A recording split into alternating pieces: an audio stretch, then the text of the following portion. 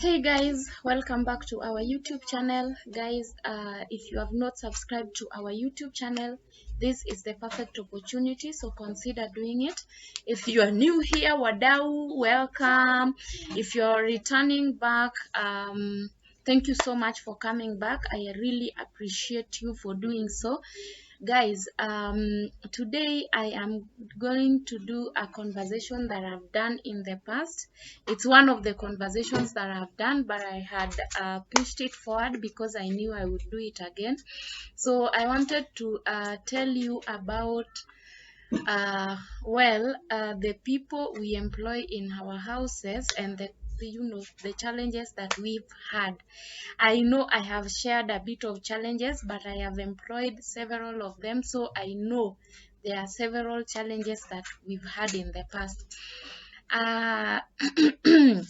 Before I go far, I know I am even going to forget to introduce myself. My name is Achingo Pio, and I am very happy to be here today. My minis are busy doing their homeworks, and it's my pleasure to have this conversation, even if they are not here, because after all, talking about domestic managers is not something you want to bring in children.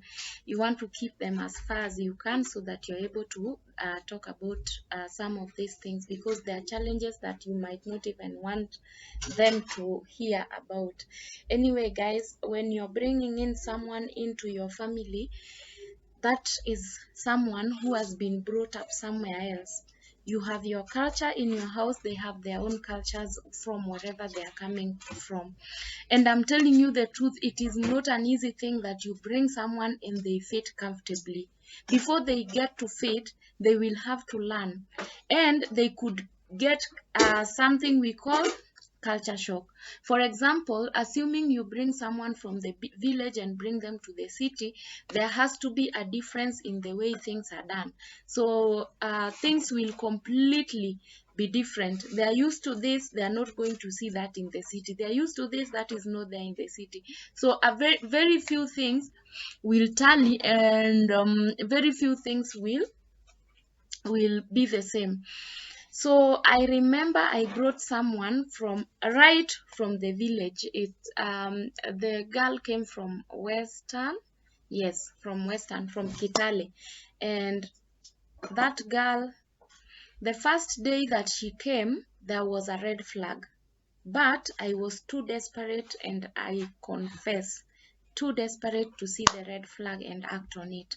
First of all, she took a bus at around 5, because the mother called me at around 4 in the morning. So she was already up and just waiting for a border guy to come and pick her and take her to the stage. Okay, so the guy came, took her to the stage, and then she boarded.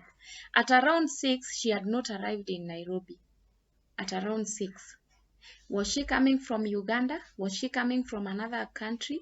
Why 12 hours? I have no idea, because she boarded the bus at around 6 in the morning. So that means even if the bus was still picking people, it would have picked for 1 hour. So many people are traveling to Nairobi. So I know from Western to Nairobi is quite easy. So she would have gotten here by 4 kama ni mbaya sana, but she ended up getting here at 6 p.m. in the evening. She called me and told me I'm already here. So me, I had to come from work, come home, and there was no one to go pick her. So I still boarded a matatu and went to pick her. That was a big challenge for me, because now I had to find a way how to leave the children. They are very hungry, they need me to cook, but I couldn't do that because I had to go and pick that girl. Before I got to the stage where she had alighted, she called several times, and she was, ama ukuji niende na brathangu. When she was coming, the mother had told me that she is her eldest daughter, and there was no one else. I mean, sorry, but she didn't have an elder brother. So when she called and told me that, me, I was too desperate, so I did not even think quick as soon as possible. This girl didn't even have a brother when she was coming from the village, so anataka kwenda kwa brother yake. Who is this brother she's going to? Well, she called me like 2 times or I think 3 times, telling me the same thing. Aya, you are taking too long. Mi kama hukuji nitaenda na brathangu. Well, again, too desperate. So I kept telling her, ngojea tu because there's traffic, I am coming and I will get there as soon as I can. Nilipanda gari, I went, and when I got there, she was speaking to a young man, almost her age. A young man almost her age, because she was very young. She was around 20 or 23, very young. And the boy was around maybe kama ni mingi sana 25, just from what I saw.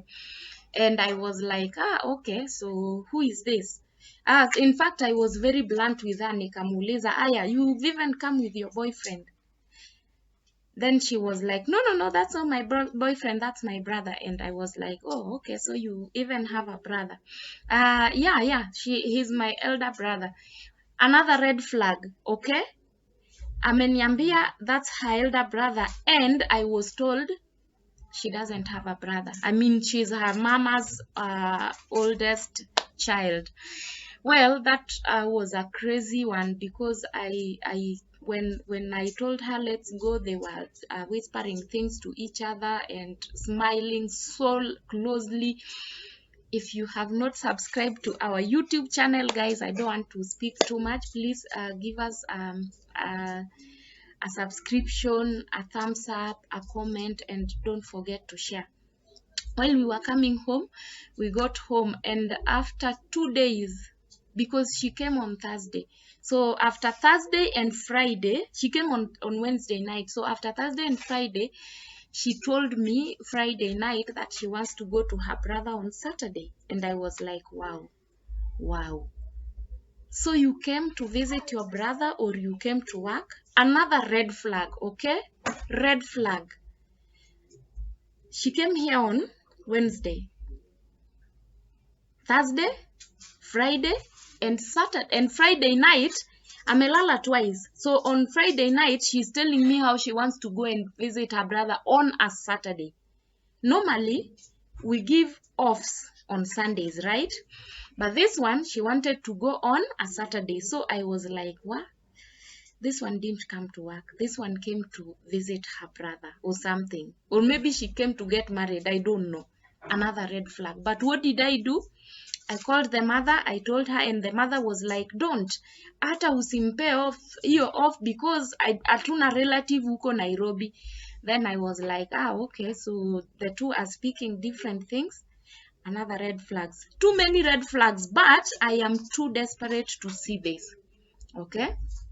So then Saturday, when we were going to church, she said she doesn't want to come with us. So we said, okay, because we cannot, and I repeat, we don't force anyone to come with us.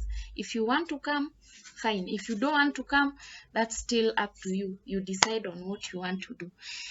Anyway, so Saturday, then Sunday, and Monday, I wake up in the morning and I prepare myself to go to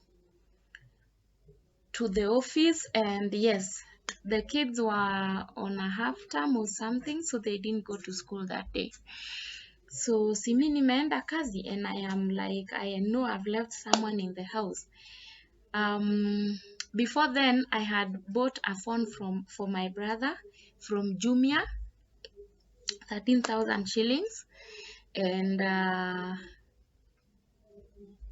you know what's gonna follow.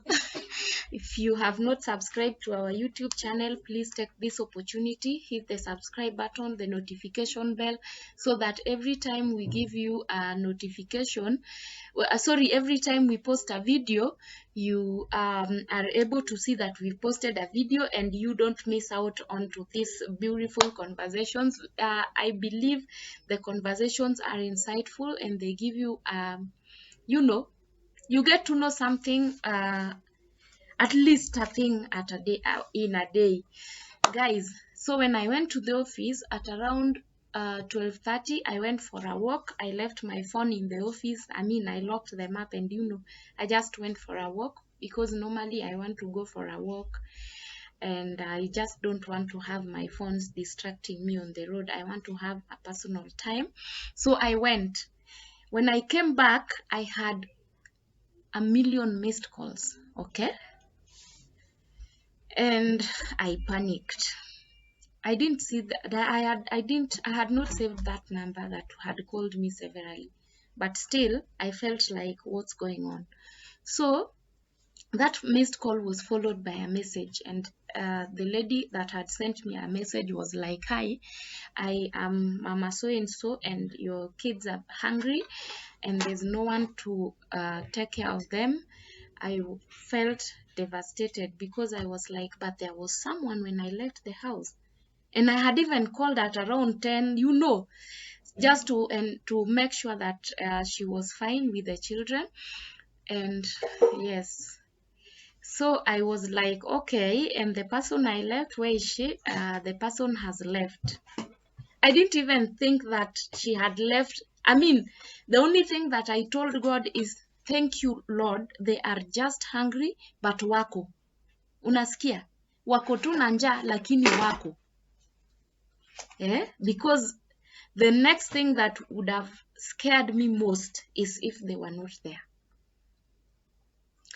But they were there, and I thank God that they were there and they were fine, but just hungry. So I called my sister and she agreed to come and pick the children. She asked me questions. I explained what I knew because I didn't know much. And I was like, when my sister picks them, they'll be safe. So I didn't worry much after that.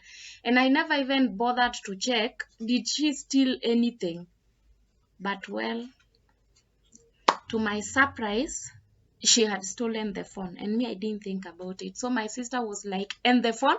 And I was like, go check. I had left it somewhere in the house. Well, when she came, the phone was gone. And yeah, so my brother's phone, 13,000 shillings. My sister's clothes, because my sister used to be here with me, so she had left a number of clothes. Her clothes gone. Her daughter's clothes, very nice ones, zote zilienda.